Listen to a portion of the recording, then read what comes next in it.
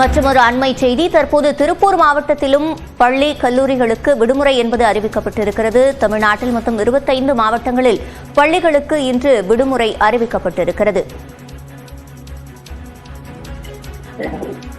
தொடர்ந்து கூடுதல் விவரங்களை செய்தியாளர் பாலாஜி பாஸ்கரிடம் கேட்கலாம். பாலாஜி பாஸ்கர், முழுமையான விவரங்கள். சிவரஞ்சனி, திருப்பூர் மாவட்டத்திற்கு இன்று பள்ளிகளுக்கு விடுமுறையானது அறிவிக்கப்பட்டிருக்கிறது.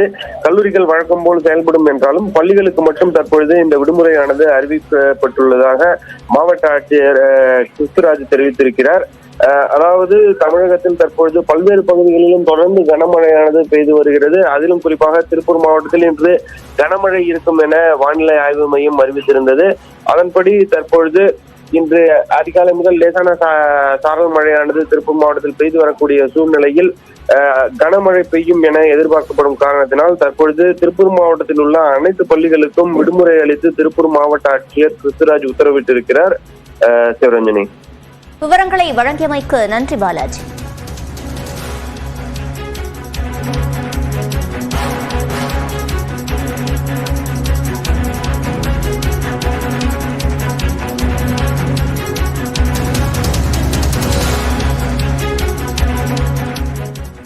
தென்காசியில் விடிய விடிய தொடரும் கனமழையால் குற்றால அருவியில் வரலாறு காணாத அளவு வெள்ளப்பெருக்கு ஏற்பட்டுள்ளது.